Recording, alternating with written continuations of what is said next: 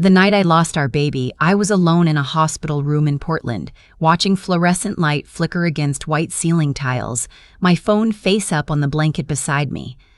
I had called my mother-in-law 4 times, my father-in-law twice, my sister-in-law once, just in case. The calls went through. I know because I heard the rings. No one picked up. No one came. And when my husband's company finally reached him on a job site in Denver 6 hours later, and he drove through the night to get to me, the first thing he said when he walked through that door wasn't about me at all. He said, "Did they come?" I shook my head. He sat on the edge of the bed and held my hand and didn't say anything for a long time. We both already knew what it meant. We just weren't ready to say it out loud yet. My name is Claire, and for most of my adult life, I made the mistake of believing that marriage meant inheriting a second family. I tried hard to believe it. I brought food to Sunday dinners. I learned my mother-in-law's preference for unsweetened iced tea and my father-in-law's discomfort with eye contact and my brother-in-law's habit of talking over every woman in the room. I learned all of it, and I filed it away like it was useful, like it meant something, like knowledge could substitute for acceptance. It couldn't. But it took me years and one very quiet hospital room to figure that out. My father-in-law, Raymond, built his identity around a chain of mid-tier steak restaurants in the Pacific Northwest. 3 locations, all called Linden House, all decorated with dark wood paneling and framed photos of mountains he'd never actually climbed. He spoke about them the way people speak about children they're slightly disappointed in but refuse to let go. When I first started dating my husband, Raymond asked me what I did for work. I told him I was building a wellness app. He nodded the way people nod when they've already stopped listening. Later, at Christmas, he mentioned to my husband within earshot of me that he hoped I had a backup plan, something with stability, something real. My mother-in-law, Patricia, was the kind of woman who performed warmth so consistently that you almost believed it.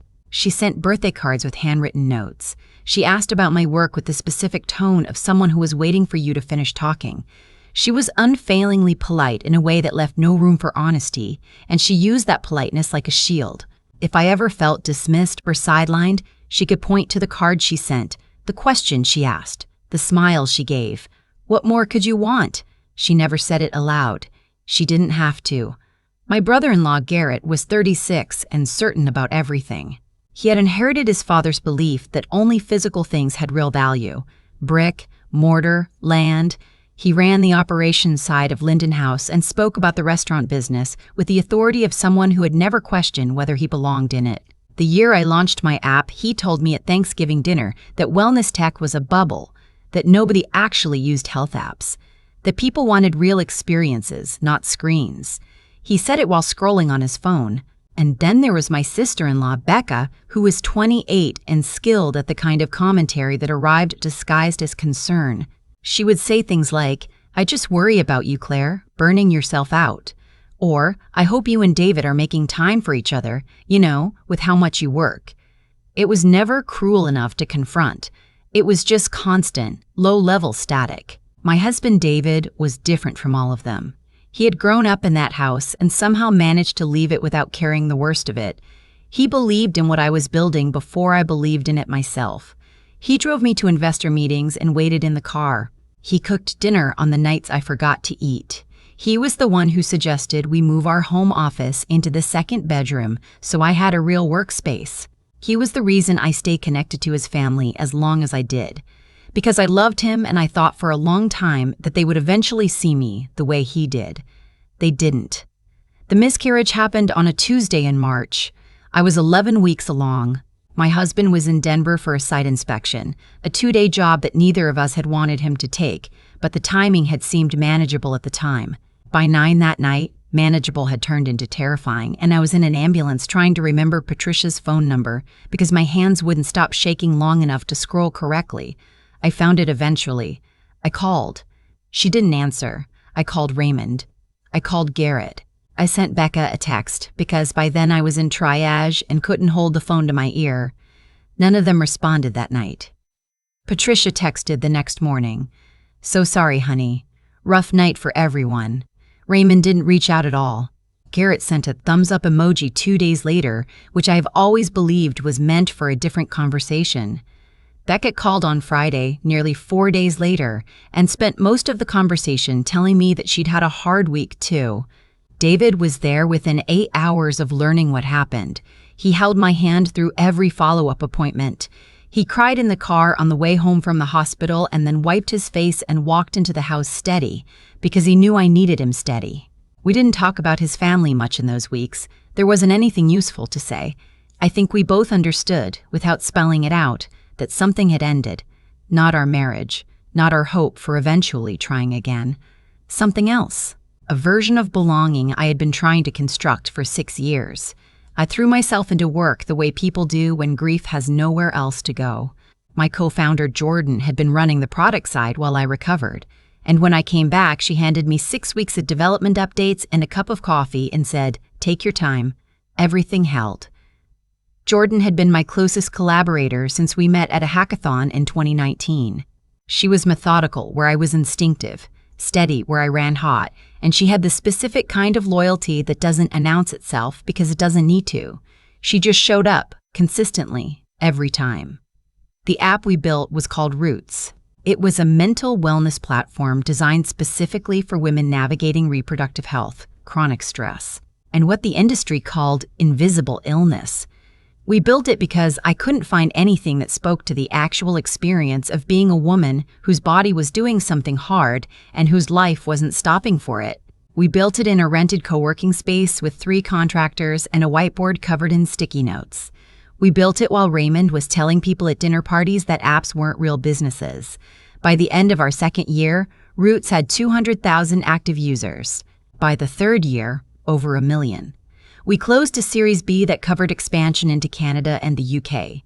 We partnered with 3 major healthcare networks. The clinical outcomes data we published started appearing in medical journals.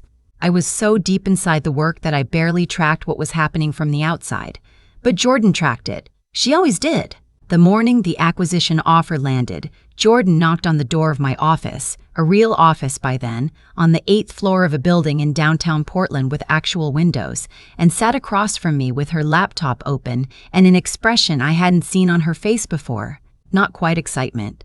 Something more like relief. "Read this," she said, turning the screen toward me. It was a letter of intent from a major digital health company, a number I had written into our 5-year projection once. Late at night, almost as a joke, the kind of number you put down to remind yourself what you're aiming for. $78 million. I read it twice. Then I sat back in my chair and looked out the window at the city, at the gray November sky and the Willamette River catching what little light there was, and I felt something I didn't have a clean word for. It wasn't simple joy. It was something older and more complicated. The feeling of a bet you made on yourself finally paying out in front of everyone who told you the odds were against you. Jordan was already smiling. "You did this," she said. "We did this," I said. She shook her head.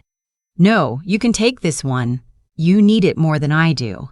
We spent the rest of the day fielding calls. Investors, attorneys, early employees who had taken equity instead of salary in the lean years.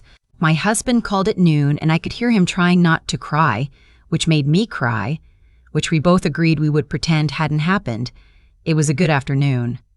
The first one in a long time that felt fully clean. By evening, the story had hit the tech news outlets. A local business journal ran it first. Then a national publication picked it up. Portland Founders Women's Health App acquired in $78 million deal. My name was in the headline. I drove home in the dark, watching the city lights blur past the windows, trying to decide how I felt about my name being in print. Proud, mostly. A little exposed. The exposure was the part I hadn't planned for. My phone buzzed at 9:47 that night. I was in the kitchen making tea when it lit up on the counter. My mother-in-law. Family brunch Sunday. "We need to discuss something important. Please make sure David comes too." I read it 3 times. No congratulations. No acknowledgement that I had just built something that $78 million had validated. Just a calendar request, a directive dressed up as an invitation. David was on the couch when I walked in. He looked up, read my face, and reached for my phone before I offered it. He was quiet for a moment. Then he said, "What do you want to do?" I want to go, I said, and the steadiness in my own voice surprised me. I didn't tell him the rest of it yet. I needed to check something first. Jordan called just before 11. I stepped out onto the back porch even though it was cold, because I didn't want David to hear the early part of the conversation. I've been looking into the restaurants, she said without preamble. Jordan knew everything. It was one of the things I relied on. What did you find? She exhaled slowly. Raymond is in trouble, Claire. Serious trouble. 2 of the 3 Linden House locations are behind on their commercial leases. The flagship on Morrison Street, the big one. The landlord filed a demand letter 6 weeks ago. He has until end of month to either pay or renegotiate, and the SBA loan he took in 2021 is technically in default, has been since August. I stepped further back from the door. Who's the landlord on Morrison? A holding company. Small outfit. I can get you the ownership structure by morning if you want it. I was quiet for a moment. Get it? I said. Claire. There was something careful in her voice. Are you sure? I'm not doing anything yet, I said. I just want to know what I'm walking into on Sunday. She sent me everything the next morning. I spread the documents across my kitchen table while David made coffee, and I read through the lease terms and the demand letter and the ownership chain of the Morrison Street property until the coffee went cold. Then I made a call to a commercial real estate attorney I had worked with twice before. Then I made another call. By Friday afternoon, through a quiet transaction that involved a holding LLC, Jordan had helped me structure 3 years earlier for exactly this kind of opportunity. The Morrison Street lease assignment was in progress. The original holder was more than willing to transfer. The building was a liability to them. To me, it was something else entirely. I closed my laptop and sat for a while in the silence of my office. I wasn't angry exactly. Anger would have felt too loud for what I was feeling. It was something quieter, a kind of clarity, the sort you only get when you've been waiting for years for the right moment, and it finally arrives and you understand precisely what needs to happen next. That evening, I pulled out the blazer I wore to our Series B close. Dark navy, structured shoulders. The one that made me feel like I was exactly the right size in whatever room I entered. I hadn't worn it in months. I hung it on the back of my office door and looked at it for a moment. David appeared in the doorway. You're getting dressed up for his brunch? I'm getting dressed correctly, I said. He studied me for a second. What do you know that I don't know? Sit down, I said. I'll tell you everything. I told him about the leases, about the default, about the Morrison Street acquisition. He listened without interrupting, which was one of the things I loved most about him. When I finished, he was quiet for a long time. They're going to ask you for money, he said finally. I know. And instead you now own the building their flagship location needs to operate in. Yes. He looked at me for a long time. There was something in his expression I couldn't quite read. Not disapproval. Something more like awe mixed with a little grief. They should have come to the hospital, he said quietly. I know, I said again. He nodded once. Then he stood up and kissed my forehead. Wear the blazer. The restaurant Raymond had chosen for Sunday brunch was a private dining room at a hotel near the waterfront, the kind of place selected specifically to signal importance. I noticed that when I walked in, the choice of location was a performance. This was meant to feel like a negotiation, not a family meal. They were already seated when we arrived. Raymond at the head of the table, because of course he was. Patricia beside him, hands folded, smile in place. Garrett across from her, posture easy in the way of someone who believes the outcome of this meeting has already been determined. Becca at the end, fingers wrapped around a mimosa, scrolling her phone with one thumb until she heard our footsteps and looked up. No one said congratulations. Raymond gestured at the 2 empty chairs, the way you gesture at seats in a conference room. Sit down. We have things to cover. David pulled out my chair. I sat. Patricia poured water into my glass without being asked, which was her version of warmth, and said, We're so glad you could both make it. We know you're busy. The word busy landed with a precision I don't think she intended. We know you're busy. After the acquisition. After the news. Not, we're so proud of you. Not, we saw the article. Busy. as though I had simply had a hectic week. Raymond cleared his throat. I'll get to it. The restaurants are in a transition period, the market has shifted, some locations are underperforming, and we need to consolidate resources. As family, we wanted to come to you first. First, as though there were a line of people behind us waiting to hand over capital. Garrett leaned forward. We're not asking for a handout, we're talking about a family investment. You bring liquidity, we restructure, everyone benefits. The legacy needs to continue, Raymond said. He had used that word my entire marriage. Legacy. As the legacy were a living thing that required feeding. Becca glanced up from her phone long enough to add, it would really mean a lot to Dad if the family showed up for this. Showed up. I let that sit in my chest for just a moment. Patricia dabbed the corner of her mouth with her napkin. We wouldn't ask if we weren't at a difficult point. You understand family, Claire. You know what it means to pull together. The table was quiet. They were all looking at me with the particular expression of people who believe they have already won the argument and are simply waiting for the other side to concede gracefully. I opened my bag. Their eyes followed the movement. Raymond straightened slightly. Garrett's jaw tightened. I placed a folder on the table and slid it to the center. Raymond reached for it slowly, the way you reach for something when you're not sure what it is. He opened it. His eyes moved across the first page, then stopped. He looked up at me. What is this? A summary, I said, of the current status of the Morrison Street location. Patricia leaned over to look. Her expression shifted in a way I had never seen before. Not the managed warmth, not the careful smile. Something underneath it. Garrett grabbed the folder from Raymond's side and flipped through it quickly. His face went tight. This is a lease assignment document. Yes. To a holding LLC. Yes. Who owns the LLC? I held his gaze. I do.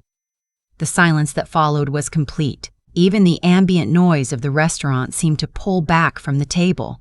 Raymond's voice, when it came, was lower than usual. You went behind our backs. No, I said. I went to a public filing. The original holder was looking to exit a problem asset. I gave them an exit. You don't understand what you've done, he said.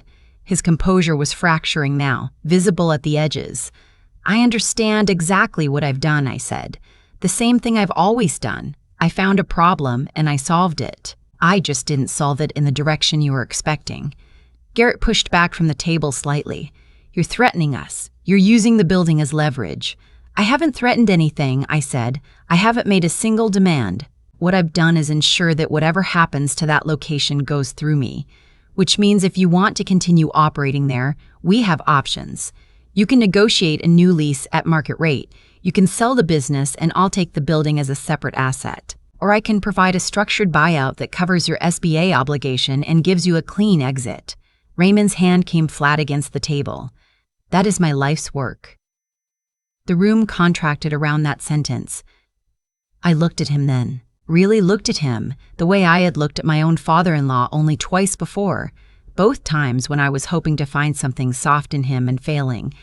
I saw a man who had mistaken control for love his entire adult life. I saw a man who had built a table that everyone was expected to sit at on his terms, and who genuinely could not understand why someone would choose not to. I called Patricia the night I had a miscarriage, I said. My voice was level. I had decided before I walked into this room that I would not raise it. I called 3 times. I was alone in an emergency room. No one came. No one called back until the next day. The silence was different now. Heavier. We didn't, Patricia began. I'm not asking for an explanation, I said. I'm explaining something to you. When I needed family, there was no family. And now that you need something, you scheduled a brunch. You called it a discussion. You didn't say I'm sorry. You didn't say congratulations. You said come and bring your checkbook. I paused. I'm not your emergency fund. I never was. Becca had set down her glass. Garrett was staring at the table. Patricia's eyes were wet. You're being cruel, Claire. I'm being precise, I said. There's a difference. Raymond leaned forward.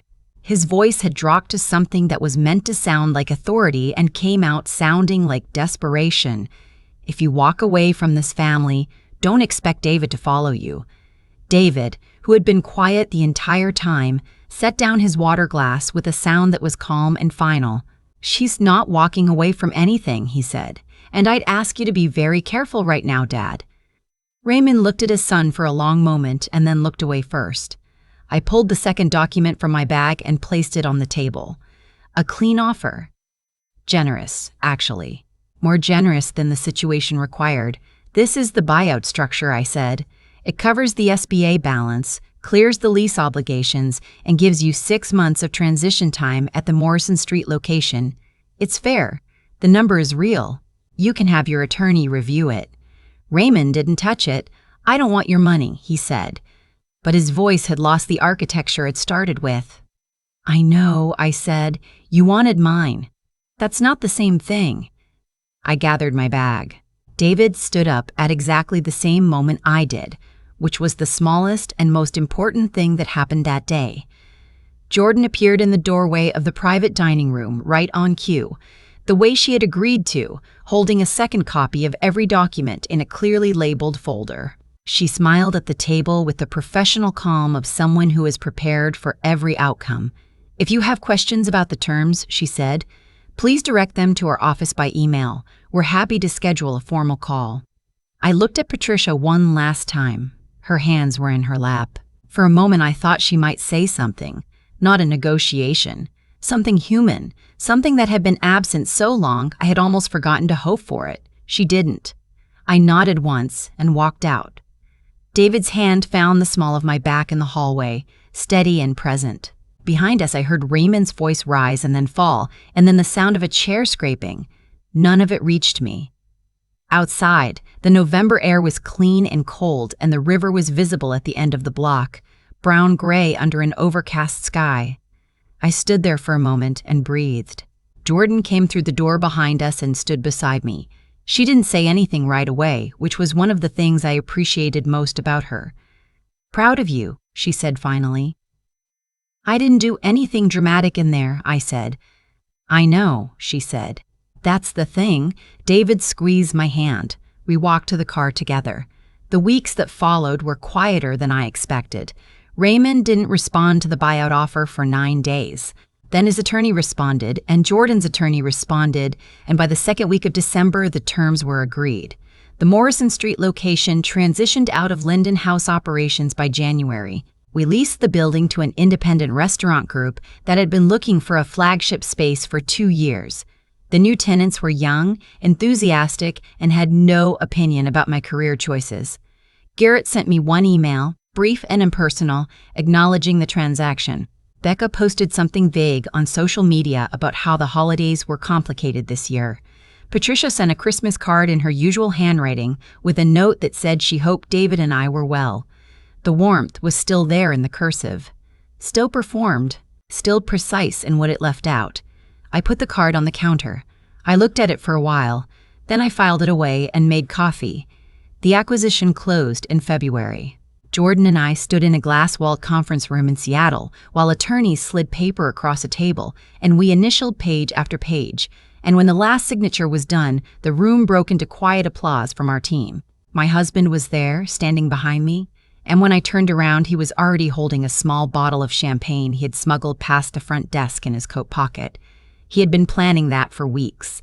He knew me well enough to know that the real celebration needed to be small. We opened it in the elevator going down to the parking garage. We drank it warm from paper coffee cups. We stood in the fluorescent light of a concrete stairwell and laughed at nothing in particular.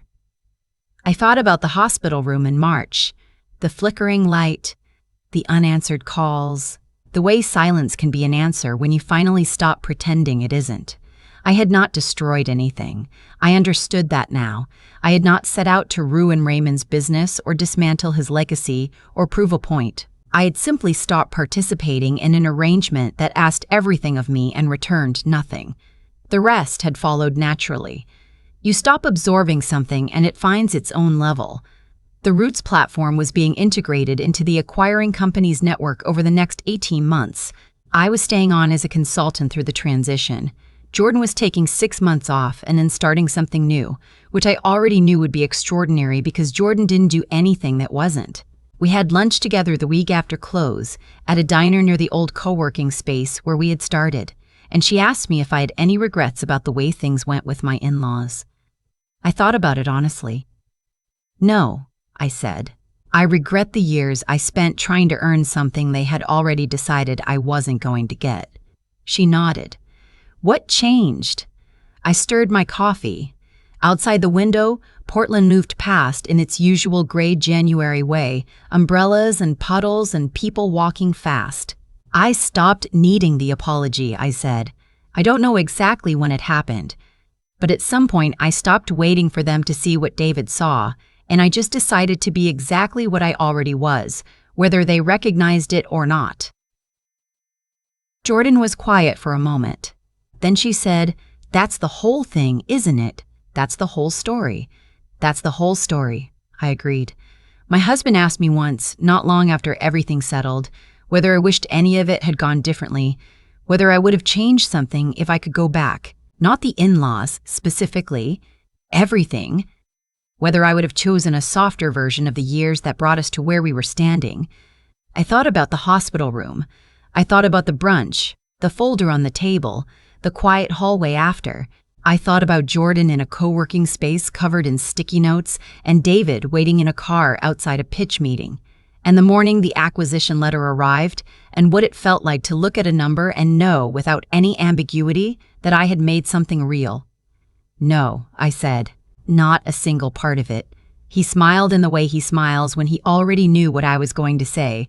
Real love doesn't sit out your hardest nights and show up for your best mornings. Real loyalty doesn't go quiet when you're bleeding and loud when you're valuable. I know what those things look like now because I have them. In the man sitting across from me and the partner who knew when to walk into a room and when to walk out of it. I know what they look like and I know what they don't. And if you've ever had to learn that distinction the hard way, in a hospital room or a conference room or somewhere in between, then you already know there's nothing left to regret. The learning was the point. The walking out was the beginning. And the life you build after, when you finally stop shrinking it to fit someone else's idea of what you should be, that part is entirely, irreversibly yours.